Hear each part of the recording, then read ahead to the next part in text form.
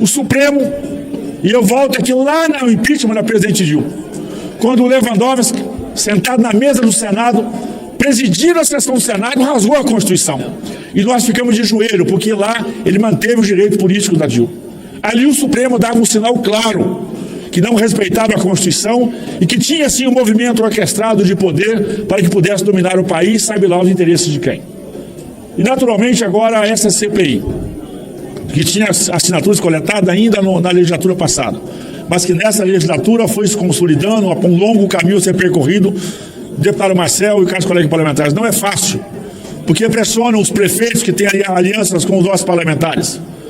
Os empresários, que nós temos ligações do dia a dia, no mundo do trabalho, no mundo das relações econômicas, das relações parlamentares, pressionam as classes empresariais.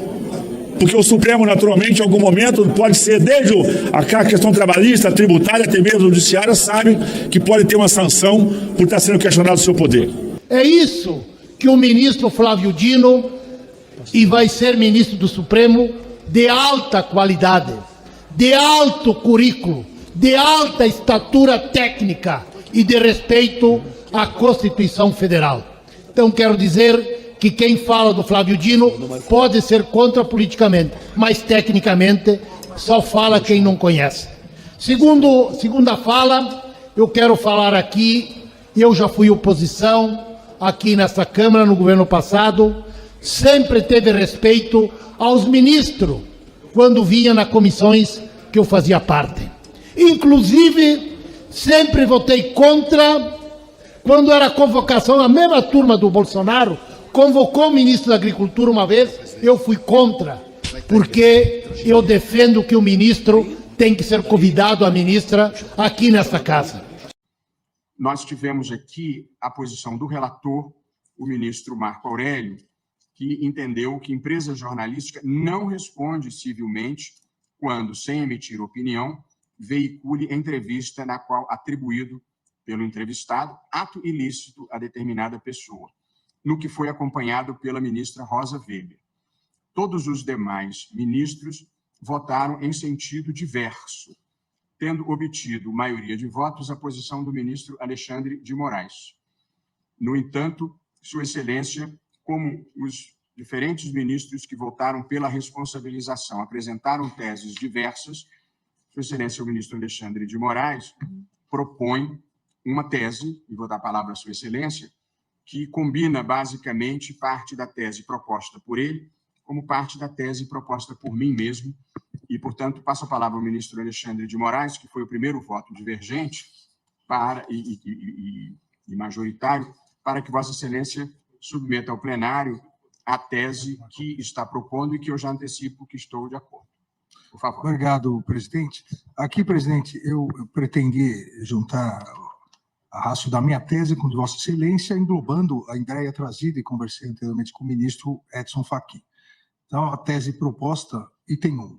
A plena proteção constitucional à liberdade de imprensa é consagrada pelo binômio liberdade com responsabilidade, não permitindo qualquer espécie de censura prévia, porém admitindo a possibilidade posterior de análise e responsabilização por informações comprovadamente injuriosas, difamantes, caluniosas, mentirosas, em relação a eventuais danos materiais e morais, pois os direitos à honra, intimidade, vida privada e à própria imagem formam a proteção constitucional à dignidade da pessoa humana, salvaguardando um espaço íntimo intransponível por intromissões ilícitas externas.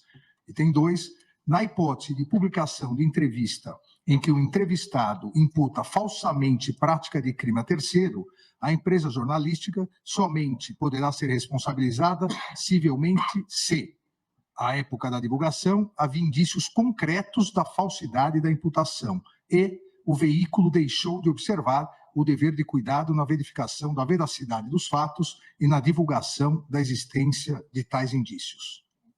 Obrigado, ministro Alexandre de Moraes. E proponho, então, que seja essa a tese de julgamento.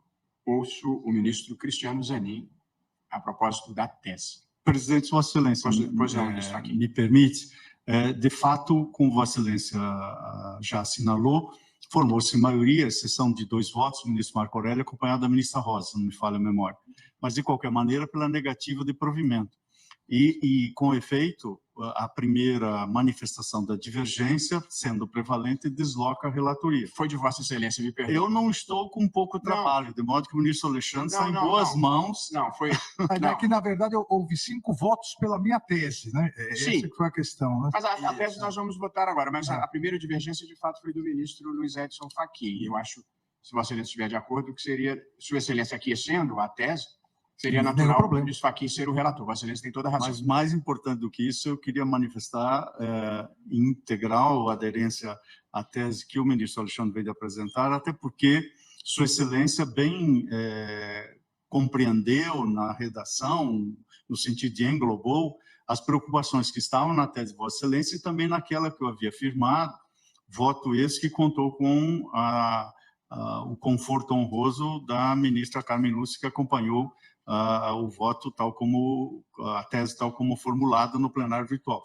Mas creio que essa formulação que o ministro Alexandre de Moraes vem de traduzir agora, assevera esta posição de centralidade da liberdade de imprensa e estabelece algumas circunstâncias extraordinárias, excepcionais, onde essa responsabilização é possível. Creio que esse também é um exemplo de um esforço colegiado que estamos a fazer para encontrarmos esse denominador comum. Portanto, eu estou subscrevendo a proposição do ministro Alexandre. Muito obrigado, ministro Luiz Edson Fachin, e provavelmente ficará como redator de acordo, a menos que haja alguma reviravolta. Ministra Carmen.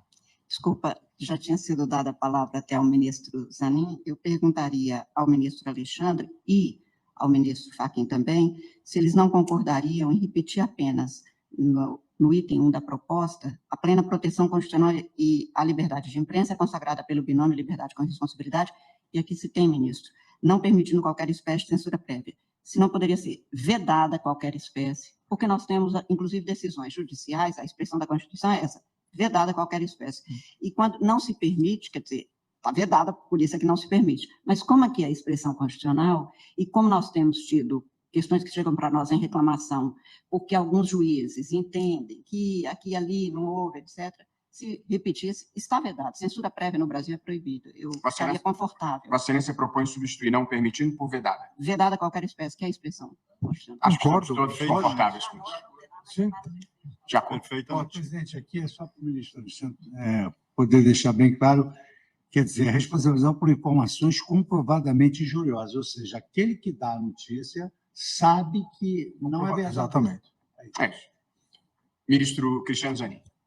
Senhor presidente, cumprimento a Vossa Excelência, cumprimento a eminente ministra Carmen Lúcia, a doutora Eliseta Ramos Paiva, sou procuradora-geral da República em exercício, os eminentes pares, todos, advogadas, advogados. Eu estou plenamente de acordo com a tese apresentada pelo eminente ministro Alexandre de Moraes, mas gostaria de fazer uma proposta, que nesse item 1 também pudéssemos contemplar a possibilidade de retirada de conteúdo, não censura prévia, mas a possibilidade de retirada de conteúdo quando tiver informações comprovadamente injuriosas, difamantes, caluniosas e mentirosas. Porque nós nos deparamos frequentemente com essa situação. E hoje, com a internet, esses conteúdos acabam ficando para a eternidade. Então, a minha proposta na formação desse precedente seria também de englobar essa possibilidade da retirada a posteriori de conteúdo com essas características que estão aqui no item 1, que foi proposto pelo eminente ministro Alexandre de Moraes. Presidente, posso sugerir? Claro, eu havia conversado com o ministro Zanin, acho importantíssimo isso exatamente porque a clássica questão da liberdade de imprensa e o abuso eventual, excepcional disso, era em relação a jornais, periódicos. Então, obviamente, depois de publicado, eventualmente a responsabilização acabava porque o jornal era daquele dia. Hoje, com as redes sociais, realmente, nós vimos isso nas eleições, principalmente, aquele conteúdo continua. Então, se Vossa Excelência permitir, eu farei a leitura com a inclusão dessa sugestão do ministro Zanin. O item 1 ficaria, e com a sugestão da ministra Carmen. A plena proteção constitucional à liberdade de imprensa é consagrada pelo binômio liberdade com responsabilidade, vedada qualquer espécie de censura prévia, porém, admitindo a possibilidade posterior de análise e responsabilização, vírgula, inclusive com remoção de conteúdo, vírgula, por informações comprovadamente injuriosas, difamantes, caluniosas, e aí prosseguiria. Perdão, Vossa Excelência poderia repetir onde é que entra a retirada de conteúdo? Então, a plena proteção constitucional à liberdade de imprensa é consagrada pelo binômio liberdade com responsabilidade, vedada qualquer espécie de censura prévia, porém admitindo a possibilidade posterior de análise e responsabilização, vírgula, inclusive com remoção de conteúdo, vírgula, por informações comprovadamente injuriosas, e aí segue. Ótimo, estou de acordo. E depois a gente talvez possa fazer uma emenda redacional para colocar um ponto, porque ficou grande demais a frase, mas estamos todos de acordo com o conceito. Ministro Gilmar, ministro Toffoli, ministro Fachin já se manifestou, ministro Fux, ministro André, de acordo também. E eu também estou de acordo.